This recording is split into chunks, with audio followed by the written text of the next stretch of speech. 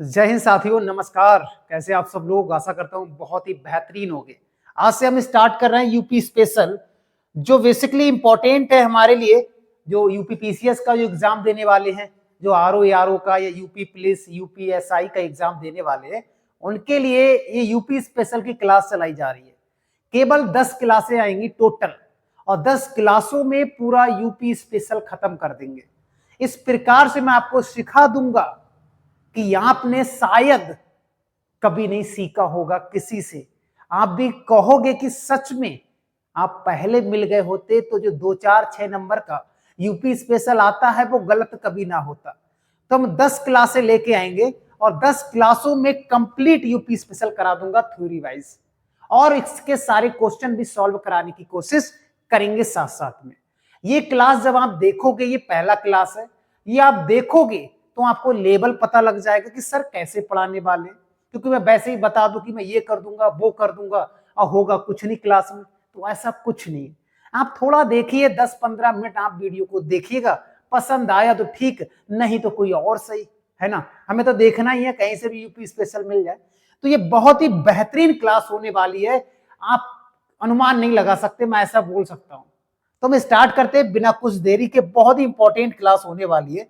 तो सबसे पहले तो आपको उत्तर प्रदेश का मैप याद होना चाहिए। ये केवल दिखाने के लिए है। कुछ इस प्रकार से उत्तर प्रदेश का मैप होता है, हालांकि इसको मैं बना के समझाऊंगा। चलिए, तो हम सबसे पहले उत्तर प्रदेश के बारे में कुछ बेसिक पॉइंट जान लेते हैं, फिर हम आगे बढ़ेंगे।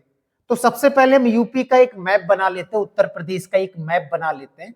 चलो ठीक है, एक उत्तर प्रदेश का मैप बनाने की हम कोशिश करेंगे।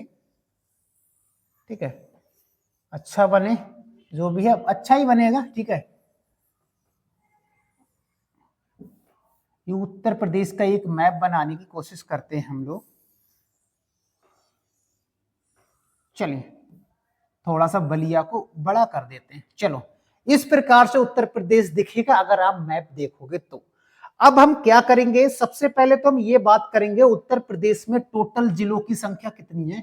मैं यहां पर लिख देता हूं। अगर मैं कहूं जिलों की संख्या कितनी है उत्तर प्रदेश में, तो सबको पता है मेरे भाई 75 है। अगर मंडल की बात करें मेरे भाई, तो मंडल कितने हैं, तो 18 मंडल हैं। जो 75 जिले हैं, तो हमको नॉलेज 75 जिलों को याद नहीं रखना है कि कौन सा जिला कहां पर है। हमें इसके चारों तरफ जो जिले हैं वो तो याद रखने ही रखने हैं। यहां से प्रश्न हमारे एग्जाम में पूछे जाते हैं। बाउंड्रीज कह सकते हैं, बाउंड्री के हमें जिला याद रखना है।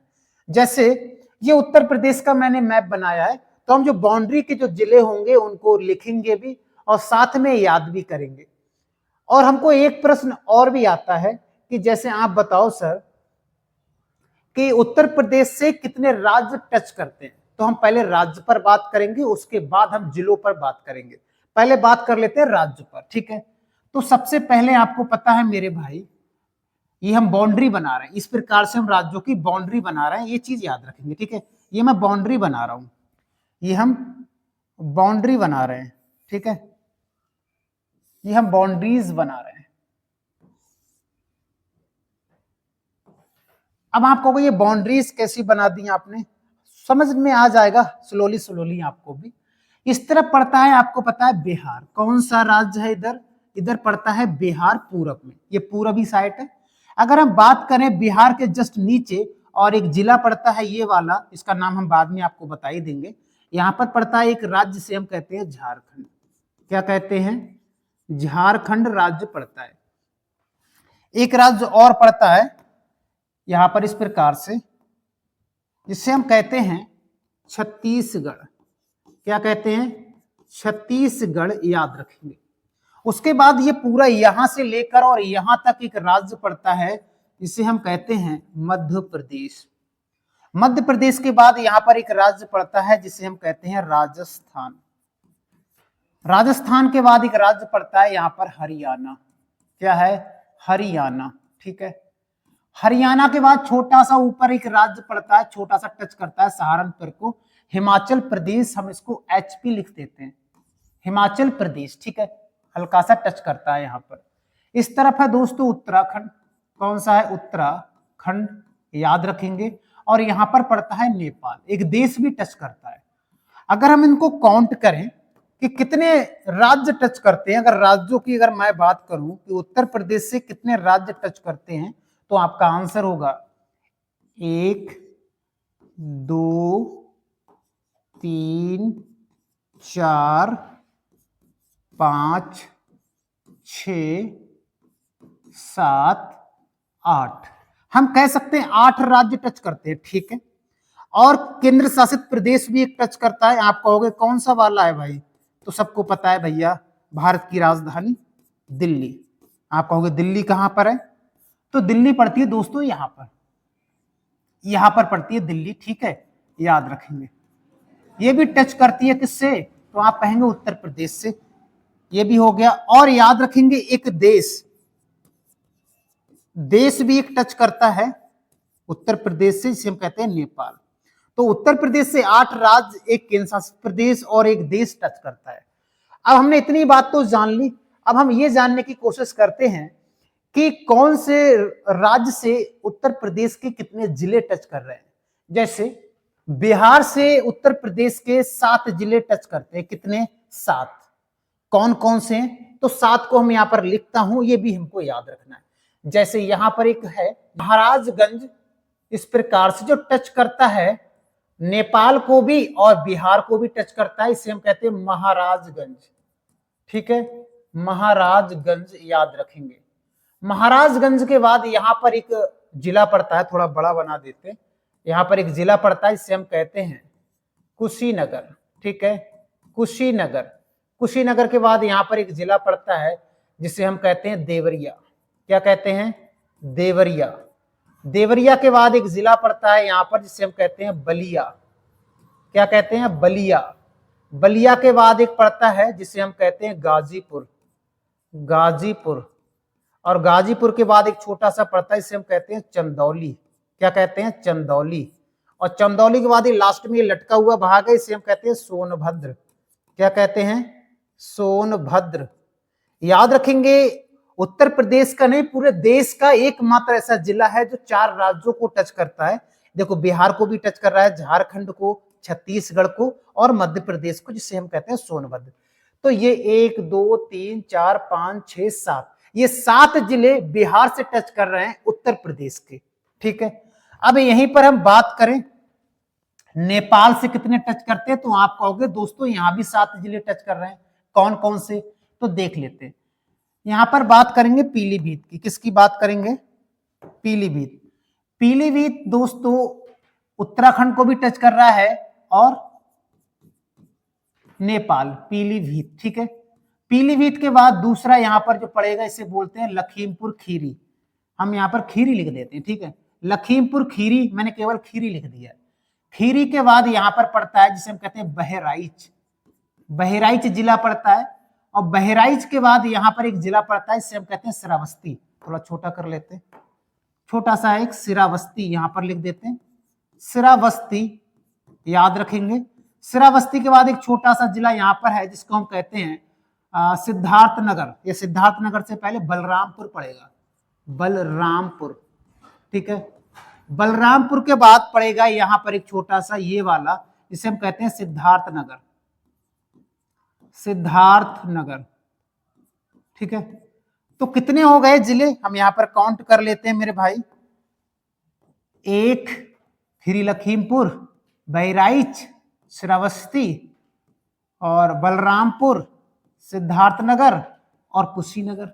ये 7 जिले टच करते हैं नेपाल को, इनके नाम हमको याद रखना है। नेपाल को भी टच कर रहे हैं। अगर मैं उत्तराखंड की बात करूं तो उत्तराखंड से कितने टच कर रहे हैं, उत्तराखंड की अगर मैं बात करूं तो याद रखेंगे यहां भी 7 का नाम हमको याद रखना है। आप कहोगे सर 7 बहुत बता रहे हो, क्या बात है।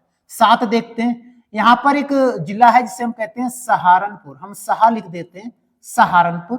सहारनपुर के बाद यहां पर दूसरा जिला पड़ता है मुजफ्फरनगर, मुजफ्फरनगर ये दूसरा जिला है। मुजफ्फरनगर के बाद पड़ता है बिजनौर। कौन सा पड़ेगा, बिजनौर। बिजनौर के बाद पड़ेगा मुरादाबाद, मुरादाबाद। और मुरादाबाद के बाद रामपुर, और रामपुर के बाद बरेली। कौन सा, बरेली। और बरेली के बाद पीलीभीत। तो 1 2 3 4 5 6 और 7 पीलीभीत यहां भी काउंट होगा, पीलीभीत इधर भी काउंट होगा। तो 7 जिले उत्तराखंड से भी टच करते हैं, जो व्हाइट कलर से लिखे हुए हैं ये 7 हो जाते हैं। पीलीभीत को भी यहां काउंट कर लेंगे, ठीक है। अगर मैं यहां बात करूं दोस्तों मध्य प्रदेश से कितने टच करना है जरा बता देना मुझे भी। तो याद रखेंगे 11 जिले मध्य प्रदेश को टच करते हैं। अब मध्य प्रदेश वाले जिले देख लेते हैं। जैसे आपको पता है ये टोच जो निकला हुआ है ये है हमारा आगरा। ये क्या है? ये है आगरा। आगरा के बाद पड़ता है जालौन, सॉरी जालौन नहीं, इटावा। यहां पड़ता है इटावा। इटावा के बाद पड़ता है जालौन, ठीक है, जालौन। और जो लटका हुआ भाग है जो 3 तरफ से मध्य प्रदेश से घिरा हुआ है इसे बोलते हैं ललितपुर। क्या बोलेंगे इसे? इसे बोलेंगे ललितपुर। और ये वाला सोनभद्र। ललितपुर के बाद यहीं पर पड़ेगा दोस्तों झांसी। कौन सा है? झांसी। झांसी के बाद महोबा। महोबा के बाद आ जाएगा हमारा बांदा। बांदा के बाद आ जाएगा चित्रकूट, ऐसे लिख लेते हैं चित्रकूट को, ठीक है, चित्रकूट।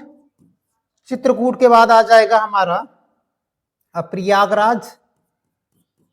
प्रयागराज। प्रयागराज के बाद आ जाएगा हमारा मिर्जापुर, ठीक है, मिर्जापुर। मिर्जापुर के बाद ये सोनभद्र आ जाएगा। अब इनको हम जरा काउंट कर लेते हैं। क्या 11 हो गए? क्या 11 हो गए? मैं लिख दिया 1 2 3 4, ललितपुर 5 6 7 8 9 10 और 11। बिल्कुल 11 हो गए। 11 जिले मध्य प्रदेश को टच कर रहे हैं। 11 जिले ये हो गए। अगर हम बात करें राजस्थान से तो राजस्थान से याद रखेंगे मथुरा और आगरा। आगरा के जस्ट ऊपर क्या है? मथुरा है मेरे भाई, ठीक है। तो मथुरा आगरा, इससे केवल 2 ही टच करते हैं, याद रखेंगे मथुरा और आगरा। अगर मैं यहीं पर बात करूं हरियाणा के कितने करते हैं तो याद रखेंगे 6। कितने? 6 जिले टच करते हैं। एक तो सहारनपुर हो जाएगा। सहारनपुर के बाद हो जाएगा यहां पर शामली। क्या हो जाएगा? शामली। शामली के बाद हो जाएगा बागपत। बागपत के बाद हो जाएगा गाजियाबाद। गाजियाबाद। गाजियाबाद के बाद हो जाएगा गौतम बुद्ध नगर। गौतम बुद्ध नगर। इसके बाद अलीगढ़। अब हम काउंट कर लेते हैं कौन से हैं भैया। तो एक तो सहारनपुर हो जाएगा, हरियाणा को टच कर रहा है। दूसरा शामली हो जाएगा। तीसरा बागपत हो जाएगा। और चौथा गौतम बुद्ध नगर। पांचवा अलीगढ़ और छठा मथुरा हो जाएगा। आप कहोगे सर गाजियाबाद नहीं होगा? नहीं होगा। गाजियाबाद टच करता है दिल्ली को भैया। ये है दिल्ली। ये मैं बना देता हूं सर्कल। ये दिल्ली है मेरे भाई यहाँ पर, ठीक है, ये दिल्ली है। तो यही जो 6 जिले हैं वो हरियाणा को टच करते हैं। और हिमाचल प्रदेश को कितने कर रहे हैं? तो आप कहोगे एक ही जिला टच करता है, जो है सहारनपुर। जो कौन सा है? सहारनपुर। इतनी बात समझ में आ गई। हमने चारों तरफ के बाउंड्रीज याद रख लिए। यहां से बहुत प्रश्न बनने वाले। कैसे? आओ इसे बताते हैं। हमारे एग्जाम में प्रश्न आएगा कि पूर्वी जिला कौन सा है, तो हमारा आंसर हो जाएगा बलिया। हालांकि हम आगे देखेंगे भी। पूर्वी जिला बलिया है। और पश्चिमी जिला कौन सा है? तो शामली है, ठीक है। उत्तरी जिला कौन सा है? तो सहारनपुर है। और दक्षिणी जिला कौन सा है? तो सोनभद्र है, ठीक है।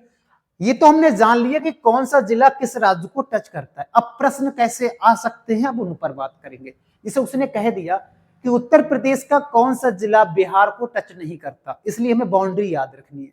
तो इस प्रकार से भी प्रश्न बन सकता है, पहला। दूसरा, कितने जिले कौन से राज्य कितने जिले टच करते हैं, ये याद रखना है। इतनी बात समझ में आ गई। अब हम आगे बढ़ते हैं, ठीक है। चलो, तो ये सारे प्रश्न हमारे एग्जाम में पूछे जा सकते हैं। जैसे जो हिमाचल प्रदेश है, हिमाचल प्रदेश से केवल एक ही जिला टच कर रहा है ना, ये हमने आपको बता ही दिया था। बाकी बिहार से कितने कर रहे थे, तो मैंने कहा 7 कर रहे थे। उत्तराखंड से कितने कर रहे थे, मैंने कहा था 7 कर रहे थे। मैंने कहा नेपाल से कितने कर रहे थे, तो मैंने कहा था यहाँ भी 7 देखने को मिला। मध्य प्रदेश से कितने थे, तो 11 थे।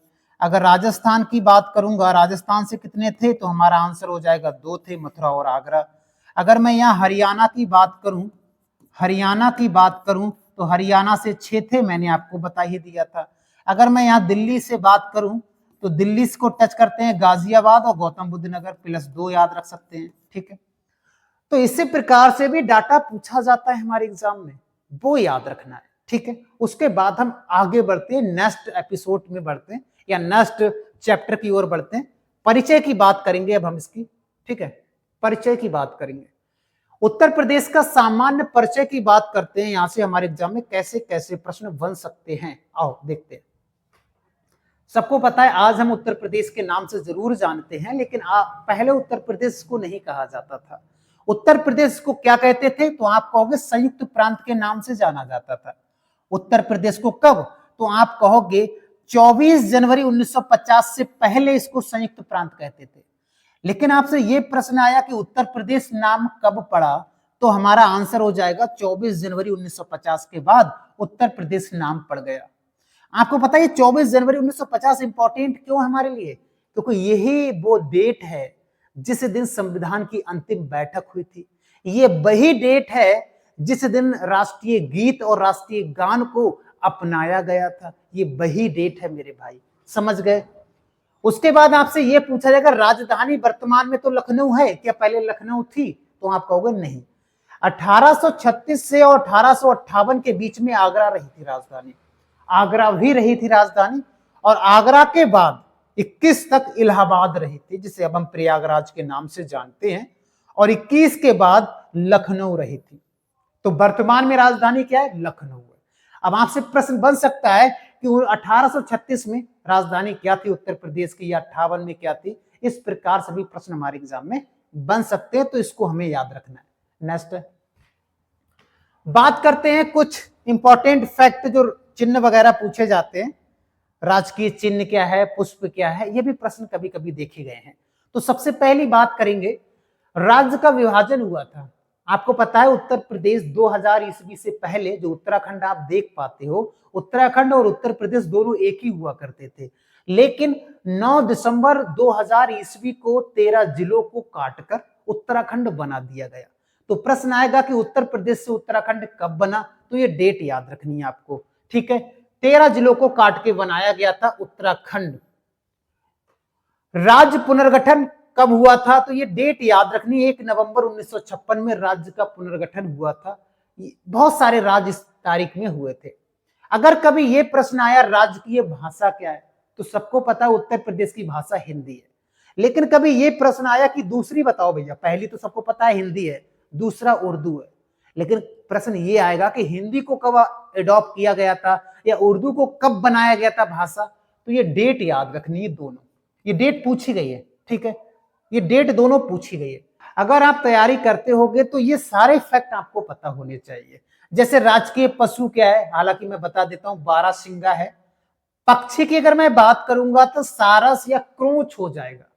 ठीक है, वृक्ष की बात करेंगे तो अशोक हो जाएगा, बरगद नहीं होगा, पीपल नहीं होगा, अशोक हो जाएगा। ठीक है, पुष्प की अगर यहां पर बात करें कि राजकीय पुष्प कौन सा है, तो पलाश आ जाएगा ऑप्शन में। अगर ऑप्शन में पलाश नहीं आया तो टेंसू आ जाएगा, जिसे 2011 में स्वीकृति मिली थी राजकीय पुष्प के रूप में। खेल कौन सा है? तो हॉकी है मेरे भाई।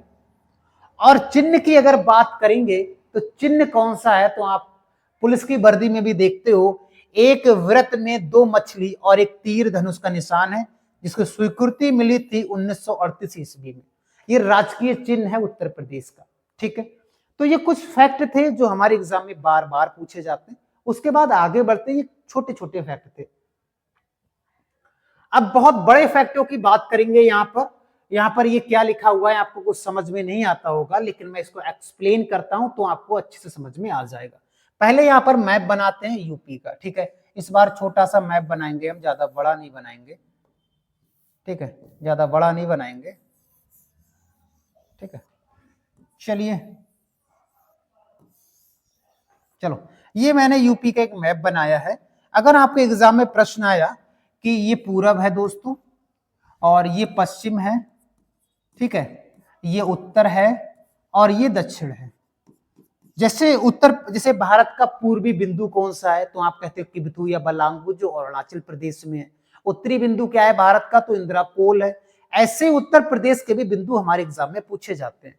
जैसे अब आप कहोगे कैसे पूछे जाते, जरा बता दीजिएगा। जैसे उत्तर से दक्षिण और पूरब से पश्चिम, ये पूरब है, ये पश्चिम है। पूर्वी बिंदु कौन सा है, तो आप कहेंगे बलिया है। पूर्वी बिंदु कौन सा है, बलिया है। पश्चिमी बिंदु कौन सा है, तो आप कहेंगे शामली है। ठीक है, ये पश्चिमी बिंदु है। उत्तरी बिंदु कहेंगे तो सहारनपुर हो जाएगा, सहारनपुर हो जाएगा। और दक्षिणी बिंदु कहेंगे तो सोनभद्र हो जाएगा। क्या हो जाएगा, सोनभद्र हो जाएगा। अगर आपसे ये प्रश्न आया कि बताओ बलिया किधर पड़ता है, तो बिहार साइड में पड़ता है। सोनभद्र तो 4 राज्यों को टच करता ही करता है। जैसे यहां पर लिख देते हैं, ये बिहार को भी टच करता है, ये छत्तीसगढ़ को भी टच करता है मेरे भाई, और ये झारखंड को भी टच करता है, और ये मध्य प्रदेश को भी टच करता है। यानी 4 राज्यों से बॉर्डर बनाने वाला एकमात्र जिला है उत्तर प्रदेश का सोनभद्र, याद रखेंगे। ठीक है, इस तरफ बात करेंगे तो HR हरियाणा है, आपको पता है, और यहां पर हिमाचल प्रदेश है। ठीक है, अगर मान लेते हैं ये प्रश्न आया कि बताओ पूरब से पश्चिम लंबाई कितनी है और या उत्तर से दक्षिण लंबाई कितनी है, तो देखो यहां पर लिखा हुआ भी है, जो पूरब से पश्चिम लंबाई है वो 650 किलोमीटर है, और उत्तर से दक्षिण है 250 किलोमीटर। ठीक है, 650 और 250 ये किलोमीटर में है। जैसे भारत की है ऐसे इसकी भी किलोमीटर में लंबाई है। ये तो हो गई लंबाई। अगर मैं यहां पर बात करूं कि कुल क्षेत्रफल कितना है राज्य का, तो याद रखिए कई जगहों पर ये स्रोतों में लिखा हुआ मिलेगा, कई स्रोतों में ये मिलेगा। ये दोनों कहीं ना कहीं लिखे हुए मिलेंगे, और दोनों डाटा अलग अलग मानकी किताब में देखे गए हैं। तो इसलिए मैंने यहाँ पर दोनों लिख लिए, जो भी हमारे एग्जाम में पूछा जाए। इतना तो क्षेत्रफल है भारत, वो सॉरी उत्तर प्रदेश का। अगर ये पूछा जाए कि देश के कुल क्षेत्रफल का, कि देश में जितना क्षेत्रफल है, जितना जमीन है, उसका कितना % उत्तर प्रदेश में, ये प्रश्न कई बार बना हुआ है मेरे भाई। 7.33। आप कहोगे कैसे, जैसे भारत की कुल क्षेत्रफल का कितना % अगर भारत का, तो 2.4 आपको याद होगा ना, उसी प्रकार से यहां हमको याद रखना है 7.33 याद रखेंगे। ठीक है, अगर यहां पर बात करेंगे इसका उत्तर प्रदेश का अक्षांशीय विस्तार की बात करेंगे, तो 23 डिग्री 52 मिनट कहां पर होगा, तो सोनभद्र में होगा। सोनभद्र कहां है, मैंने बता दिया। 31 डिग्री 28 मिनट उत्तरी अक्षांश होगा, और उत्तरी कहां पर था, सहारनपुर में, हमने बता दिया। पूर्वी देशांतर शामली में कितना होगा, इतना देशांतर होगा, और बलिया में कितना होगा, इतना होगा। तो ये भी हमको याद रखना है साथ साथ में। समझ गए, इतनी चीजें आप तक समझ में आ गई होंगी, आपको आशा करता हूं। ये इस प्रकार से क्लास चलाया जा रहा है, जो आप पेड क्लासेस भी लेते हो ना, तो वही कंटेंट वहां मिलेगा, उससे बेहतरीन तरीके से मैंने इसको डिजाइन किया है। तो ठीक है, आगे बढ़ते हैं। तो इतनी चीजें हमको यहाँ पर समझ में आ गई। अब यहाँ पर बात करते हैं कि क्षेत्रफल की दृष्टि से उत्तर प्रदेश का स्थान कौन सा था, तो ऑप्शन हो जाएगा चौथा स्थान, बिल्कुल सही हो जाएगा। क्षेत्रफल की दृष्टि से उत्तर प्रदेश चौथे स्थान पर है। लेकिन अगर ये पूछा जाए कि जनसंख्या के मामले में, तो पहले स्थान पर है। चौथा स्थान कौन सा है, पहले पे तो राजस्थान है, फिर मध्य प्रदेश, महाराष्ट्र, फिर यूपी। ये कभी कभी क्षेत्रफल के हिसाब से मिलान करने को भी आ जाता है हमारे एग्जाम में, वो भी याद रखेंगे। क्षेत्रफल की दृष्टि से उत्तर प्रदेश के 4 बड़े जिलों की बात करेंगे। बड़े जिले कौन कौन से हैं उत्तर प्रदेश के, जैसे सबसे बड़ा जिला है खीरी लखीमपुर, या लखीमपुर खीरी भी कह सकते हैं। और यहाँ पर दुधवा नेशनल पार्क बहुत इंपॉर्टेंट है, 1977 में उसकी स्थापना की गई थी, दुधवा नेशनल पार्क की। और दूसरा सोनभद्र कहां पड़ता है, हमने बता ही दिया था, हरदोई और सीतापुर। ये 4 हैं, कभी कभी मिलान करने को आ जाएंगे, लेकिन अगर 4 याद नहीं होंगे तो 2 याद रखने, 2 याद रखने हैं। देखो आपको पता है भाई, लखीमपुर खीरी यहां पर पड़ता है, मैंने बता दिया था, सोनभद्र ये पड़ता है। ठीक है, अगर यहां बात करूं कि क्षेत्रफल की दृष्टि से ही बताओ, छोटे जिले बता दो भैया, आप बड़े बता दिए, अब छोटे बताओ। हापुड़ और गाजियाबाद दोनों बगल में है, दोनों बगल में ही हैं। हापुड़ और गाजियाबाद कहां पड़ते हैं, तो याद रखेंगे यहीं पर है, हापुड़ और गाजियाबाद बगल में ही पड़ते हैं। ठीक है, चलो अगर प्रश्न आया कि सर्वाधिक साक्षरता, या हम ये कह सकते हैं, यहां पर मैंने कुछ इस प्रकार से लिखा हुआ है, आप ध्यान से समझिएगा इस चीज को। अगर ये प्रश्न आया कि उत्तर प्रदेश की कुल साक्षरता कितनी है, या उत्तर प्रदेश के कितने परसेंट लोग पढ़े लिखे हैं, तो ये है देखो 67.7% कुल साक्षरता है। टोटल इतने परसेंट लोग पढ़े हुए हैं और बाकी के लोग अनपढ़ हैं। उत्तर प्रदेश की बात कर रहे हैं। सबसे ज्यादा पढ़े लिखे लोग गौतम बुद्ध नगर में रहते हैं और दूसरा कानपुर नगर में। ये दो बड़े साक्षरता के मामले में जिले मैंने यहां पर लिख दिए, समझ गए। अगर यहां बात करूं कि पुरुषों की साक्षरता कितनी है उत्तर प्रदेश में, तो 77.3% पुरुष पढ़े लिखे हैं और 100 में से बाकी बचे हुए अनपढ़ हैं, ऐसा कह सकते हैं। यही महिलाओं की अगर मैं बात करूं तो 57%, कितना कम रेशियो है, 50-50 मान सकते हो। 57 आदि औरतें आज भी अनपढ़ रहती हैं, 2011 के डाटा के अनुसार बात कर रहे हैं हम अभी, ठीक है। तो ये चीज हमको याद रखनी है। ये पूछा जाए सबसे कम पढ़े लिखे लोग कहां रहते हैं, बिल्कुल गमार टाइप के कह सकते हैं, या बिल्कुल बहुत ना के बराबर पढ़े लिखे लोग हैं, तो श्रावस्ती और बहराइच में बहुत कम पढ़े लिखे लोग रहते हैं। 2011 के डाटा के अनुसार हम बात कर रहे हैं, ठीक है। तो ये चीज हमको याद रखनी है। महिलाओं की साक्षरता, पुरुषों का साक्षरता दर और टोटल साक्षरता दर, ये तीनों डाटा हमको याद रखने एग्जाम के लिए बहुत इंपॉर्टेंट है, ठीक है। नेक्स्ट, इतनी बात समझ में आ गई होगी आपको। आगे बढ़ते हैं भैया। अब बात करेंगे जनसंख्या के मामले में। देखो क्षेत्रफल के मामले में हमने बात कर ही लिया था, और क्षेत्रफल में अगर दुनिया में हम अगर बात करें तो दुनिया में सबसे बड़ा देश कौन सा है, तो रूस है, कनाडा है उसके बाद में, और भारत का स्थान 7वें नंबर पर आता है दुनिया में क्षेत्रफल के हिसाब से। और जनसंख्या के मामले में 2011 के अनुसार अगर हम देखें तो दूसरे नंबर पर आता है इंडिया, याद रखेंगे, ठीक है। अब देखेंगे जनसंख्या की बात कर रहे हैं, यहां पर 4 बड़े राज्य की बात करेंगे जहां पर सबसे ज्यादा जनसंख्या, सॉरी राज्य लिखे लेकिन यहां पर जिला होगा, ठीक है। 4 बड़े जिलों की बात यहां पर करेंगे हम, जिले, ठीक है।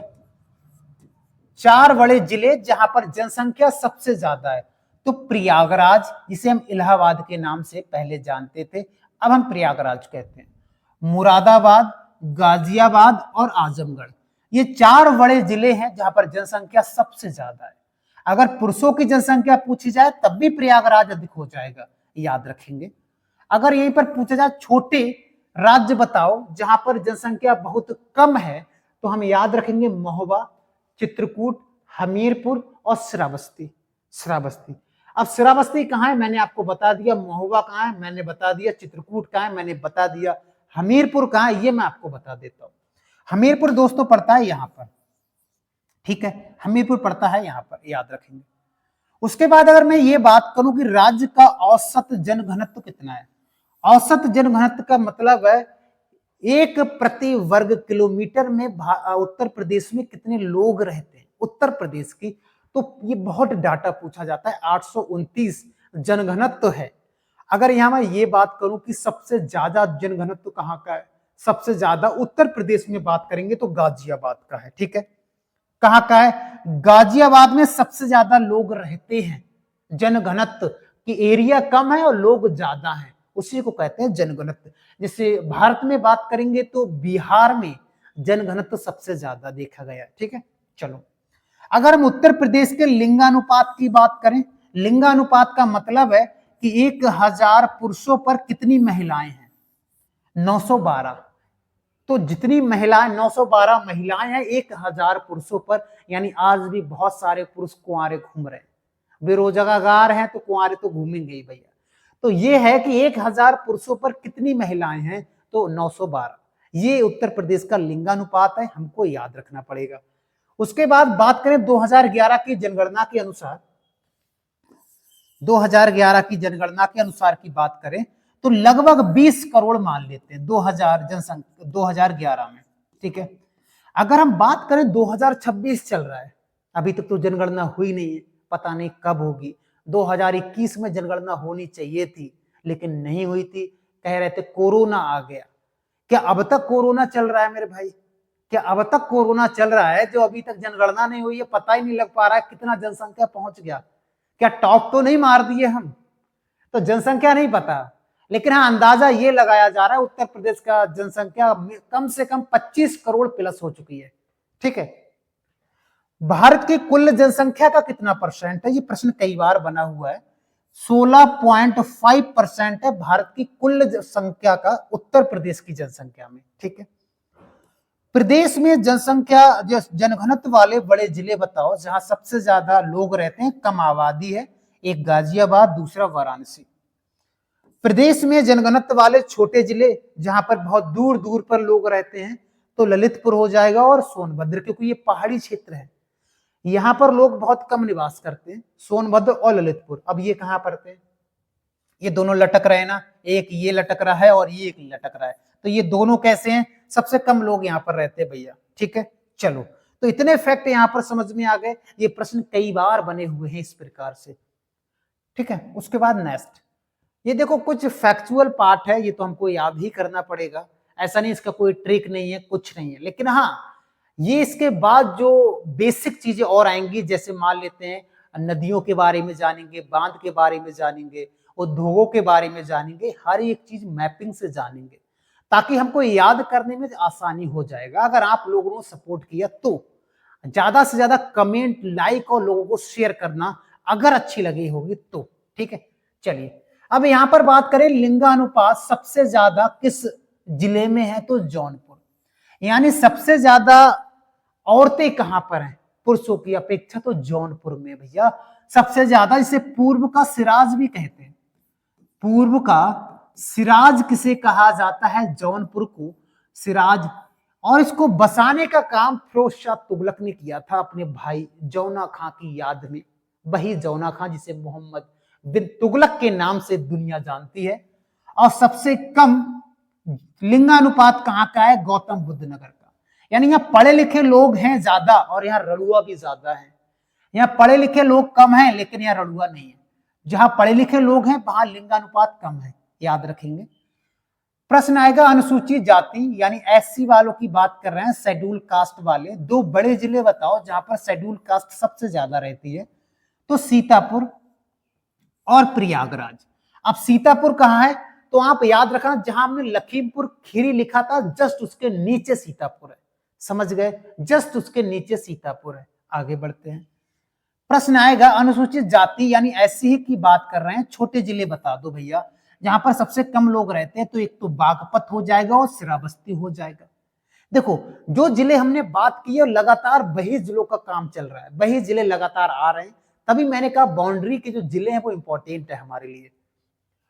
अब बात करते हैं एसटी शेड्यूल ट्राइब अनुसूचित जनजाति वाले दो बड़े जिले बताओ कौन कौन से हैं, एक तो सोनभद्र और एक बलिया, जहां पर एसटी समुदाय के लोग सबसे ज्यादा रहते हैं। कम की बात करें भैया, दो छोटे जिले बताओ जहां कम रहते हैं, बागपत और कन्नौज। कन्नौज कहां पर है, तो याद रखेंगे कन्नौज पड़ता है यहां पर। ठीक है, नेक्स्ट याद रखेंगे कन्नौज, जिसे इत्र नगरी के नाम से जानते हैं, और ये कन्नौज में ही रामगंगा आकर गंगा में मिल जाती है। इतने फैक्ट समझ में आ गए आपको। ठीक है, उसके बाद हम थोड़ा सा आगे बढ़ने के काम करते हैं। अब यहां पर मैंने कुछ लिखा नहीं है, यहां पर लिखा है लोकसभा और राज्यसभा में सीटें कितनी हैं उत्तर प्रदेश में बात करें, तो आओ इससे कितने प्रश्न पूछे जा सकते हैं, पहले तो उस पर बात करेंगे। ठीक है, चलो बात करते हैं। पहली बात तो है लोकसभा और राज्यसभा। हम बात करेंगे आर्टिकल कि लोकसभा का आर्टिकल कौन सा है और राज्यसभा का आर्टिकल कौन सा है। इसका आर्टिकल 81 और इसका आर्टिकल 80 है। ठीक है, ये हो गया लोकसभा राज्यसभा। लोकसभा की बात करेंगे, कार्यकाल कितना होता है, इधर यहां पर लिखते हैं कार्यकाल। कार्यकाल कितना होता है, तो आप कहेंगे इनका होता है 5 वर्ष और इसका होता है 6 वर्ष, राज्यसभा का 6 वर्ष होता है। ठीक है, अगर मैं आयु की बात करूं, आयु कितनी होती है लोकसभा में बैठने के लिए, तो 25 वर्ष होती है और यहां पर 30 वर्ष होती है। ठीक है, इतनी बात समझ में आ गई। यहां पर अगर बात करें, इसको भंग किया जा सकता है और इसको भंग नहीं किया जा सकता। ठीक है, इतनी बात समझ में आ गई। इसे लोगों द्वारा चुना जाता है लोकसभा में, और लोकसभा में जो इसका बहुमत हो जाता है वही प्रधानमंत्री बन जाता है। उसके बाद आगे बात करेंगे। लोकसभा और हमारा बात चल रही थी राज्यसभा, ठीक है। लोकसभा में कितनी सीटें हैं यूपी में? 80। और राज्यसभा में कितनी है? तो 31 सीटें हैं, ठीक है। ये सीटों का डाटा हमको याद रखना है।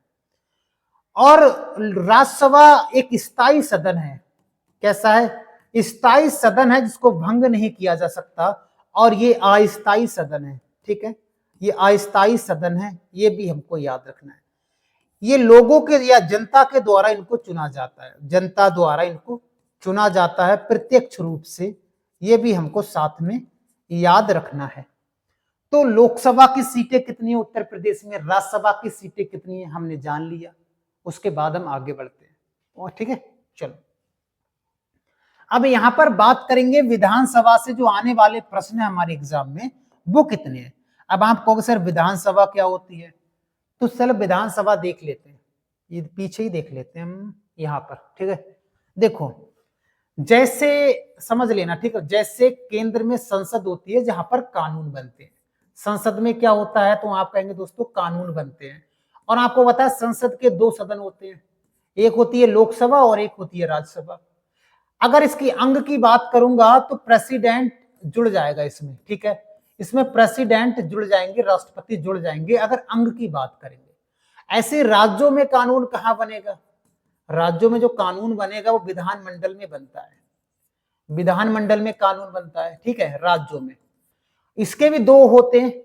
हर किसी राज्य में 2 अंग नहीं, 2 सदन नहीं होते हैं, कुछ ही राज्यों में 2 सदन है। जैसे विधानसभा, क्या विधानसभा और विधान परिषद। विधान परिषद 6 राज्यों में है वर्तमान में, ठीक है। विधान परिषद, ये 2 ही सदन होते हैं भैया, विधानमंडल के भी, लेकिन हर राज्य में नहीं होता है। लेकिन हर राज्य में विधानसभा प्रत्येक राज्य में होती है जहां पर कानून बनते हैं, ऐसे समझ सकते हैं। अगर इसकी अंग की बात करेंगे तो राज्यपाल और जुड़ जाएगा। तो ये बात कर रहा है कि विधानसभा से कैसे प्रश्न हमारे एग्जाम में पूछे जाते हैं, उनकी बात कर रहे हैं, ठीक है। जैसे केंद्र में लोकसभा होती है ना, लोकसभा होती है ना, उसी प्रकार से राज्यों में विधानसभा होती है। जैसे जितनी पावर लोकसभा के पास में होती है वो सभी पावर विधानसभा के पास में होती है। जो डाटा मैंने ये लिखा है ना कि 5 वर्ष कार्यकाल, 25 वर्ष आयु, भंग किया जा सकता है, ये तीनों पॉइंट बिल्कुल सटीक यहां पर बैठ जाएंगे, कोई दिक्कत वाली बात नहीं है। इतनी बात समझ में आ गई। अब हम इसको आगे बढ़ते हैं। ये भी जनता द्वारा चुना जाता है और ये भी जनता द्वारा चुना जाता है ना। चलो अब हम बात करते हैं विधानसभा से आने वाले प्रश्न कितने हैं। चलो सबसे पहले विधानसभा की सीटें कितनी हैं और विधान परिषद की सीटें कितनी हैं। एक क्वेश्चन आपके लिए रहेगा भाई, आप कमेंट करके देंगे कि विधानसभा कितनी सीटों पर चुनाव होता है उत्तर प्रदेश में, लेकिन विधान परिषद का डाटा मैं लिख दे रहा हूं, 100 सीटें होती हैं। कितनी? 100 सीटें हैं, ये याद रखेंगे। वो डाटा आपको कमेंट बॉक्स में बताना, कुछ थोड़ा बहुत आप भी मेहनत कर लो भैया, है ना। चलो अगर ये प्रश्न आया कि सर्वाधिक विधानसभा सीटों वाला जिला, एक चीज और बता देते हैं, सीटें वही ज्यादा होंगी जहां जनसंख्या ज्यादा होगी। जनसंख्या के मामले में ही सीटों का आवंटन किया जाता है, चाहे राज्य में हुआ। जैसे फॉर एग्जांपल उत्तर प्रदेश में जनसंख्या ज्यादा है ना, तो उत्तर प्रदेश में लोकसभा की सीटें भी ज्यादा हैं, राज्यसभा की भी सीटें ज्यादा है। जिस जगह या जहां जनसंख्या ज्यादा होगी वहां सीटें ज्यादा होंगी। अभी पीछे हमने बताया था ना कि प्रयागराज जनसंख्या के मामले में बड़ा जिला है, तो प्रयागराज में 12 सीटें हो गई, ठीक है। सबसे कम तो याद रखेंगे श्रावस्ती, महोबा, चित्रकूट, इनमें बराबर बराबर सीटें हैं, याद रखेंगे, एक एक सीट है, ठीक है। नेक्स्ट, राज्य एवं देश की प्रथम महिला राज्यपाल पूछी जाए। देखो हम राज्य भी कह सकते हैं, यहां भी देश भी कह सकते हैं। राज्य की भी है और देश की भी प्रथम महिला राज्यपाल है, कौन नहीं जानता सरोजिनी नायडू जी को भाई। जी प्रथम भारतीय महिला है कांग्रेस अधिवेशन में भाग लेने वाली। कब लिया था भैया? 1925 ईस्वी में कानपुर अधिवेशन में इन्होंने भाग लिया था ना, है ना। और ये पहली महिला बन गई थी, भारतीय पहली महिला थी कांग्रेस अधिवेशन में भाग लेने वाली, भारतीय महिला है, ठीक है। इनका नाम है सरोजिनी नायडू, ठीक है। नेक्स्ट बढ़ते हैं। अगर यहां पर यह पूछा कि राज्य और देश की प्रथम महिला मुख्यमंत्री की बात करें तो सुचेता कृपलानी हो जाएंगी। ये भी डाटा पूछा जाता है कभी कभी, सिंपल सा प्रश्न पूछ लेगा तो आ जाएगा। अगर ये नहीं आया तो हो सकता है ये आ जाए, लेकिन ऐसे प्रश्न ना के बराबर पूछे जाते हैं, लेकिन नॉलेज के लिए हमको पता होना है, हो सकता है आ जाए। सबसे कम उम्र के मुख्यमंत्री कौन थे भैया उत्तर प्रदेश के? तो अखिलेश यादव, साइकिल वाले। दो ऐसे मुख्यमंत्री बताओ जो बाद में प्रधानमंत्री भी बने हैं। उत्तर प्रदेश के दो ऐसे मुख्यमंत्री हैं जो बाद में प्रधानमंत्री भी बने हैं। हो सकता है तीसरे का नंबर आ जाए, अभी तो दो ही है। एक है चौधरी चरण सिंह और दूसरे है विश्वनाथ प्रताप सिंह। हमें याद रखना है, ये डाटा एक इंपॉर्टेंट एकदम डोज है, जो हमारे एग्जाम के लिए एक एक फैक्ट बहुत इंपॉर्टेंट है। बहुत सर्च करके एक फैक्ट मैंने यहां पर लिखा है, ठीक है। चलो उसके बाद बात करें राज्य की दूसरी महिला मुख्यमंत्री। पहली महिला तो मैंने बता दिया, मायावती सबसे ज्यादा बार बनी, 4 बार। एकमात्र ऐसे मुख्यमंत्री जो उत्तराखंड और उत्तर प्रदेश दोनों के मुख्यमंत्री रहे थे, क्या नाम है? नारायण दत्त तिवारी। हमें याद रखना है, ठीक है। प्रथम मुख्यमंत्री कौन है उत्तर प्रदेश के? गोविंद वल्लभ पंत। और इन्हीं पर एक झील बनाई गई है आर्टिफिशियल सोनभद्र में, और सबसे बड़ा आर्टिफिशियल लेक है जिसे बनाया गया है इन्हीं के नाम पर, ये भी याद रखेंगे। अगर ये पूछा जाए कि सर्वाधिक समय तक विधानसभा के अध्यक्ष, विधानसभा का मतलब है हम वोट देते हैं, तो जो विधायक बनते हैं ना, विधायक कहाँ बैठते हैं? तो विधानसभा में ही विधायक बैठते हैं। तो वही विधायक की बात कर रहे हैं कि कौन सा विधायक सबसे ज्यादा अधिक बार अध्यक्ष बना था, किसका? विधानसभा का। तो आत्माराम गोविंद खेर और केसरी नाथ सिपाही सबसे ज्यादा बार बने, दो लोग, ठीक है। स्वतंत्रता के बाद प्रथम विधानसभा अध्यक्ष कौन बने थे? स्वतंत्र हो गया देश 15 अगस्त 1947 को। उसके बाद राजश्री पुरुषोत्तम टंडन। ये डेट लाइन और ये फैक्ट बहुत पूछे जाते हैं हमारे एग्जाम में। प्रश्न आएगा राज्य मानवाधिकार आयोग का गठन कब हुआ है भाई? तो 7 अक्टूबर 2002 में इसका गठन हुआ है। राज्य सूचना आयोग का गठन 14 सितंबर 2005 में हुआ है। राज्य महिला आयोग का गठन अगस्त 2004 में हुआ है। ये डेट कभी कभी मिलान करने को भी आ जाती है हमारे एग्जाम में, उनको भी साथ में याद रखना है। उत्तर प्रदेश राज्य पिछड़ा वर्ग आयोग का गठन 9 मार्च 1993 ईस्वी को होता है। किसका? पिछड़ा वर्ग आयोग का पूछा गया क्वेश्चन है। और अल्पसंख्यक का पूछा जाए तो अगले ही वर्ष 1994 ईस्वी में। याद रख लोगे, ये भी डाटा इंपॉर्टेंट है हमारे लिए, हर एक एग्जाम के लिए, जिस एग्जाम में उत्तर प्रदेश से प्रश्न आते हैं, ठीक है। आगे बढ़ते हैं। है यहां पर कि उच्च न्यायालय की स्थापना कब हुई है? तो आपको पता है कोलकाता में किया गया था, सॉरी प्रयागराज में, प्रयागराज, ठीक है। अब मैंने कोलकाता क्यों बोल दिया? कोलकाता मैंने ये इसलिए बोल दिया, पहला पूछा जाए, क्या पहला पूछा जाए तो कोलकाता में बनाया गया था। कहां पर?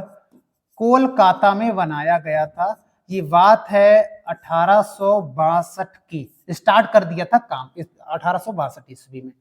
अगर ये पूछा जाए वर्तमान में कितने हाई कोर्ट हैं पूरे भारत में, तो आप कहेंगे तो 25 हैं। 25 में से सबसे पुराना ये था और सबसे बड़ा ये है, ठीक है, सबसे बड़ा ये है। और ये पूछा जाए नवीन कौन सा है, नवीन कौन सा है, तो अमरावती वाला नवीन है, अमरावती, ठीक है, अमरावती वाला नवीन है या 25वां हाई कोर्ट है, इसको याद रखेंगे। तो हाई कोर्ट का काम क्या होता है भैया?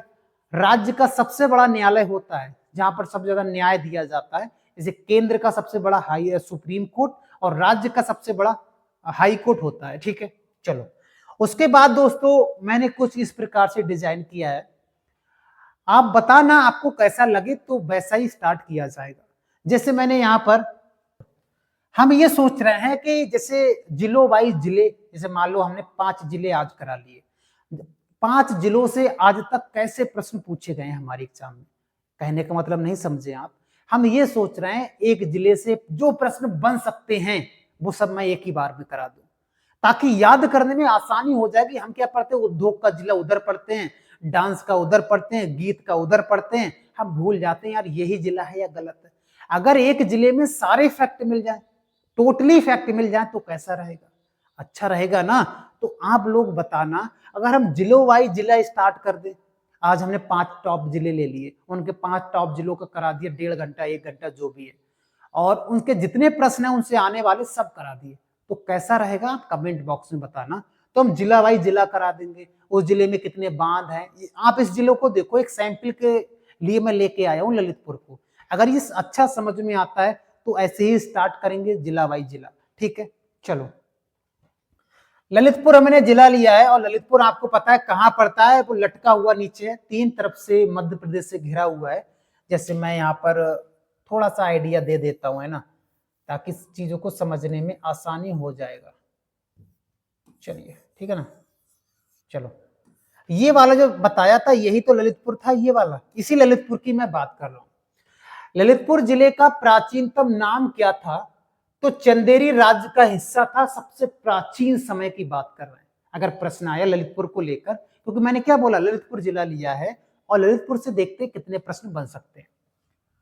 ललितपुर को किसने स्थापित किया, या इसका गठन किसने किया था? तो दक्कन से एक व्यक्ति आए थे जिनका नाम था राजा सुमेर सिंह। अगर प्रश्न आया हम बता सकते हैं।